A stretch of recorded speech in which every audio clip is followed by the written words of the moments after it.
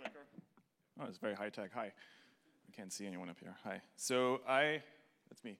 I'm a Postgres developer. I've spent the last year or so putting the finishing touches on logical application in Postgres 10. And people have been asking me the last couple of days, are you going to speak about logical application? Which I was not planning to, but I'm giving the people what they want. So I just want to explain why it took us about 20 years to get this done. So in 1999, somebody sent an email to the Postgres mailing list, like, how about transaction logging? Is that something we should do? And that started an interesting thread about like how should we do this? Should it be binary? Should it be statement-based? What about all the trade-offs? What do you do with user-defined functions if you do it on a statement-based level, and so on and so on? So all of these kind of issues that we've been working out over the last 20 years were already discussed back then. So in 2000, actually, Postgres already had built-in replication. There was contrib rsurf, if some of you remember that. So that was a very early sort of statement trigger-based system. In 2001, in Postgres 7.1, the write-ahead log was added, so we didn't even have that before then. In 2004, Slow-knee came out, and that's something that's been used for a long time. And contrib rsurf was removed because Slow-knee kind of took its place.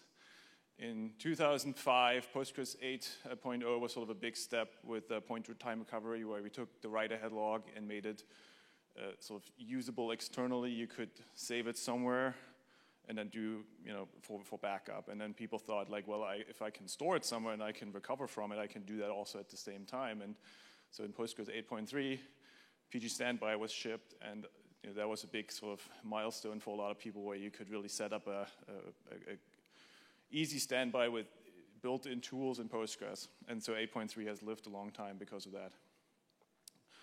2010, Postgres 9 was a big step, obviously, when Postgres really had built-in replication because of these two features that came kind of together at the same time. And then it kind of, went from there, right? In 2011, next release, synchronous replication, okay. So then 2012, cascading replication. Then people thought, yeah, let's tackle the issue of logical application now. The Postgres BDR project was started as a sort of a fork, and then all the features that were built in BDR were kind of fed back into Postgres over the years. So that's starting with event triggers, background workers. That is something that came out of that partially. 9.4, logical decoding replication slots that we now know came out of that. And that's the logical decoding is kind of what Jim was talking about earlier too. And in 2015, we sort of bundled that parts of BDR into a plugin called pgLogical that we wanted to submit into core Postgres. And replication origins and commits timestamp for conflict tracking were implemented. And then we wanted to get pgLogical into Postgres core, but that was rejected for the 9.6 era. So we sort of went back to the drawing board and took that code and mangled it. And so in Postgres 10, finally, we could put it into the shape that the community could accept.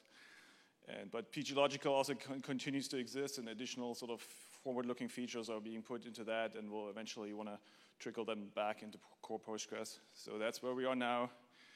Going forward, for next year, we're planning BDR 3, some cleanups on sort of integration of logical and physical application, which doesn't work so well right now, and integration with partitioning and all the other new features that were implemented in Postgres 10.